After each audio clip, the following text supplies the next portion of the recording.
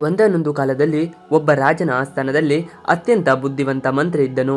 ಆ ಮಂತ್ರಿಯು ಪ್ರತಿಯೊಂದು ಸಮಸ್ಯೆಯ ಪರಿಹಾರವನ್ನು ಹೊಂದಿದ್ದನು ಮತ್ತು ರಾಜನು ಅವನನ್ನು ಕೇಳದೆ ಯಾವುದೇ ದೊಡ್ಡ ನಿರ್ಧಾರವನ್ನು ತೆಗೆದುಕೊಳ್ಳುತ್ತಿರಲಿಲ್ಲ.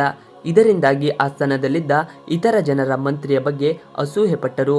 ರಾಜನು ಮಂತ್ರಿಗೆ ಹೇಳಿದನು, ನೀನು ತುಂಬಾ ಬುದ್ಧಿವಂತ, ಆದರೆ ನಿನ್ನ ಮಗ ತುಂಬಾ ಮೂರ್ಖನು. ಮಾತನ್ನು ಕೇಳಿದ ಮಂತ್ರಿಗೆ ಬಹಳ ಕೋಪ ಬಂತು. ರಾಜರೇ, ನೀವು ನನ್ನ ಮಗನ ಬಗ್ಗೆ ಯಾಕೆ ಆ ರೀತಿ ಮಾತಾಡ್ತಿದ್ದೀರಿ ಎಂದು ಕೇಳಿದಾಗ ರಾಜ ಉತ್ತರಿಸುತ್ತಾನೆ, ಪ್ರತಿದಿನ ಜನರ ಬಳಿ ಕೇಳಿ ನಾನು ನಿಮ್ಮ ಮಗನನ್ನು ಭೇಟಿಯಾಗಲು ಮಾರುಕಟ್ಟೆಗೆ ಹೋಗುತ್ತೇನೆ. ಅಲ್ಲಿ ನಿಮ್ಮ ಮಗನ ಬಳಿಯಲ್ಲಿ ಈ ಚಿನ್ನ ಮತ್ತು ಬೆಳ್ಳಿ ಇವೆರಡರಲ್ಲಿ ಬೆಲೆ ಬಾಳುವ ವಸ್ತು ಯಾವುದು ಕೇಳಿದಾಗ ನಿಮ್ಮ ಮಗ ಬೆಳ್ಳಿ ಎಂದು ಉತ್ತರಿಸುತ್ತಿದ್ದಾನೆ. ಇವೆಷ್ಟು ಮೂರ್ಖ ಎಂದು ಹೇಳುತ್ತಾರೆ. ಇದನ್ನು ಕೇಳಿದಾಗ ನ್ಯಾಯಾಲಯದಲ್ಲಿದ್ದ ಎಲ್ಲ ಮಂತ್ರಿಗಳು ನಗಲು ಪ್ರಾರಂಭಿಸಿದರು ಮತ್ತು ಮಂತ್ರಿಯು ಏನು ಹೇಳದೆ ಮನೆಗೆ ನೇರವಾಗಿ ಓಡಿ ಹೋದರು.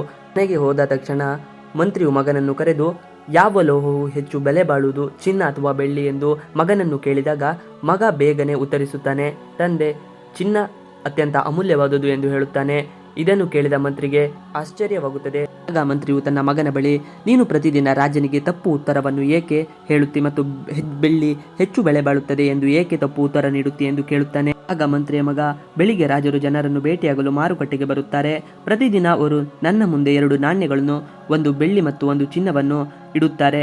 ಆಗ ಇದರಲ್ಲಿ ಯಾವುದು ಹೆಚ್ಚು ಬೆಲೆ ಬಾಳುತ್ತದೆ ಎಂದು ನನ್ನ ಬಳಿ ಕೇಳುತ್ತಾರೆ.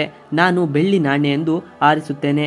ಆಗ ಅವರು ನಗುತ್ತಾ ಹೊರಟು ಹೋಗುತ್ತಾರೆ. ಆಗ ಮಂತ್ರಿಯು ಆಶ್ಚರ್ಯಚಕಿತನಾಗಿ ತನ್ನ ಮಗನಿಗೆ, ನೀನು ಬೆಳ್ಳಿ ಎಂದು ಏಕೆ ಹೇಳುತ್ತೀಯ ಎಂದು ಕೇಳಿದಾಗ ಆ ಮಗನು ಒಂದು ಕೋಣೆಗೆ ತನ್ನ ತಂದೆಯನ್ನು ಕರೆದೊಯ್ಯುತ್ತಾನೆ. ಆ ಕೋಣೆಯಲ್ಲಿ ಇದ್ದ ಪೆಟ್ಟಿಗೆಯನ್ನು ತೆರೆಯಲು ತಂದೆಗೆ ಸೂಚಿಸುತ್ತಾನೆ. ಆ ಪೆಟ್ಟಿಗೆಯನ್ನು ತೆರೆದಾಗ ಬೆಳ್ಳಿಯ ನಾಣ್ಯಗಳು ತುಂಬಿದ್ದವು. ನೋಡಿ ಮಂತ್ರಿಗೆ ಆಶ್ಚರ್ಯಚಕಿತನಾದನು ಮತ್ತು ನಿನ್ನ ಬಳಿ ಇಷ್ಟು ಬೆಳ್ಳಿ ನಾಣ್ಯ ಹೇಗೆ ಬರಲು ಸಾಧ್ಯ ಎಂದು ಕೇಳಿದನು. ಆಗ ಮಗ ಉತ್ತರಿಸಿದ, ತಂದೆ, ಇದು ರಾಜನು ನನಗೆ ಕೊಡುವ ನಾಣ್ಯಗಳು. ನಾನು ನೀಡುವ ಉತ್ತರದಿಂದಾಗಿ ನನಗೆ ಇಷ್ಟು ಹಣ ಬಂದಿದೆ. ಒಂದು ವೇಳೆ ಅವರು ಕೇಳಿದ ಪ್ರಶ್ನೆಗೆ ಸರಿಯಾಗಿ ನಾನು ಚಿನ್ನದ ನಾಣ್ಯ ಎಂದು ಹೇಳಿದ್ದರೆ ಅವರು ದಿನಾಲು ಈ ಪ್ರಶ್ನೆಯನ್ನೇ ಕೇಳುವುದನ್ನು ನಿಲ್ಲಿಸುತ್ತಿದ್ದರು ಮತ್ತು ನಾನು ಬೆಳ್ಳಿಯ ನಾಣ್ಯವನ್ನು ಪಡೆಯುವುದನ್ನು ನಿಲ್ಲಿಸುತ್ತಿದ್ದೆ.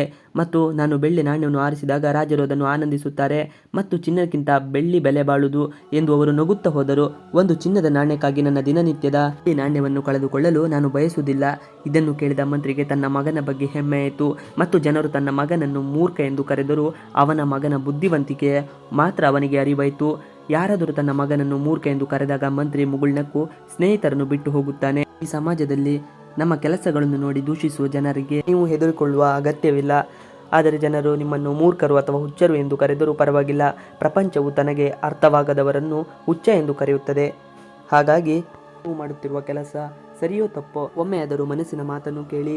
ಯಾರೋ ಏನೋ ಹೇಳುತ್ತಾರೆ ಎಂದು ಅದರ ಬಗ್ಗೆ ತಲೆ ಕೆಡಿಸಿಕೊಳ್ಳುವ ಅವಶ್ಯಕತೆ ಇಲ್ಲ. ನೀವು ಏನು ಎಂಬುದನ್ನು ಅರಿತವರು ನೀವು ಮಾತ್ರ.